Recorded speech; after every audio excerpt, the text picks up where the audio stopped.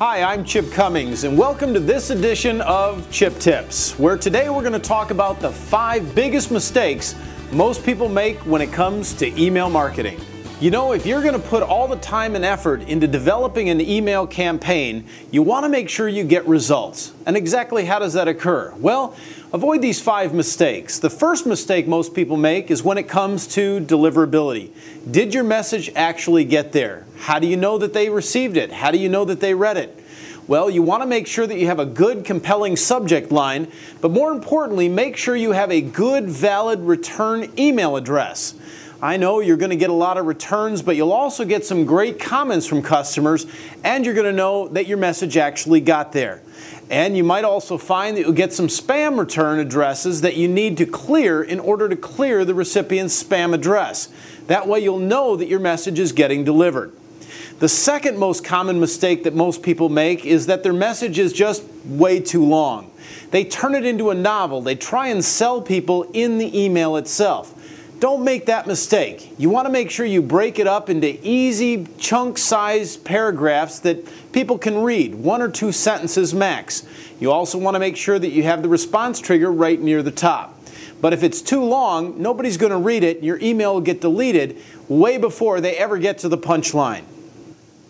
Mistake number 3 is one that's unfortunately far too common, and that's not having a call to action or a response trigger. Without a call to action, you'll get no results. And without any results, then you really didn't have a successful campaign.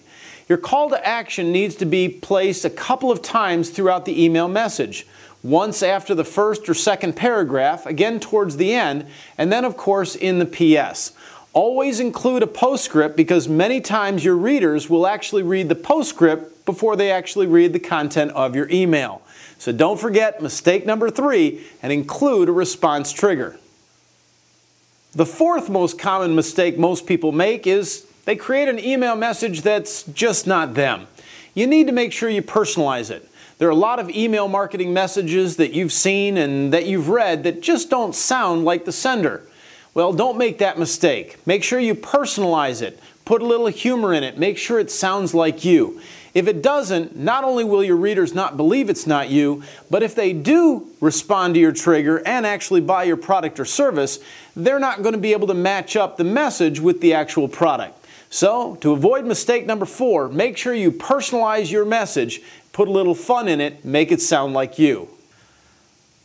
As for the 5th most common mistake that most people make when it comes to email marketing, well, that has to do with hitting the wrong target market. That's right, sending email messages to somebody that really doesn't care or doesn't understand your message. You see, if you do that, only 2 things will happen, and neither of them are any good. The first is that they will simply unsubscribe, eliminating any chance that you have of marketing to them in the future. The second is that they'll actually get angry and send you a nasty message, and they'll tell all your friends about it. And you don't want that because then, of course, you're alienating your target market. So what you want to do is make sure that the message fits with the right market. Therefore, you've got not only a greater chance of keeping them in your stable, but also of selling them on those products or services.